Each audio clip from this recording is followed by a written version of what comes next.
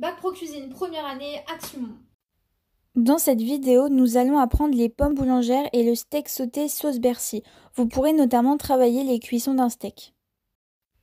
Je vais donc commencer par les pommes boulangères car la cuisson est longue. Je les épluche et les émince. Pour cela, vous avez plusieurs choix. La mandoline ou alors le couteau ou comme moi, le robot. Attention, le temps de cuisson dépendra de l'épaisseur de vos tranches. J'émince mon oignon. Dans une poêle, je fais chauffer un peu d'huile d'olive pour faire revenir mon oignon. Pendant ce temps, je prépare mon fond de volaille en faisant chauffer de l'eau et en ajoutant mon cube. Dans un plat à gratin, je viens mettre des couches de pommes de terre et d'oignons successivement. Je mouille à hauteur de façon à ce que le fond recouvre les pommes de terre.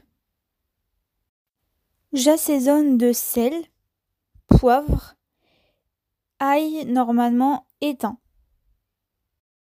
Le plat part au four environ 1h30. À vous de trouver le temps idéal pour votre four. C'est parti pour le steak sauté Bercy. Dans une poêle, un sautoir de préférence, je fais chauffer de l'huile avec du beurre. J'assaisonne mes steaks de poivre et de sel. Bien sûr, cela des deux côtés. Dès que mon corps gras se met à crépiter, je mets ma première viande qui sera pour moi à point. Un peu plus tard, je la tourne, j'attends quelques minutes et j'ajoute la deuxième qui sera saignante. N'oubliez pas que le feu est fort, elles vont cuire très vite. Je les recouvre de papier d'aluminium. Je débarrasse le gras de ma poêle pour venir faire suer sans coloration mes échalotes. Il est quand même possible qu'elles prennent une coloration à cause des sucs de la viande. Je déglace au vin blanc. Pour lier mon fond, je vais venir mettre très peu d'eau dans la maïzena, ce qui va aller dans la casserole de mon fond.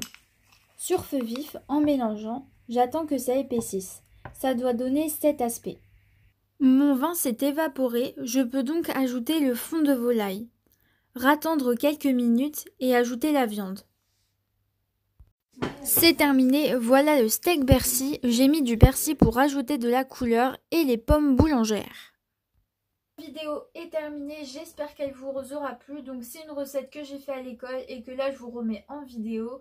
C'était très bon, voilà, je vous conseille de la refaire. N'hésitez pas à aller voir mon compte Instagram qui va s'afficher quelque part ici. Et moi je vous souhaite bonne semaine et à la semaine prochaine. Cuisinez bien, bye bye.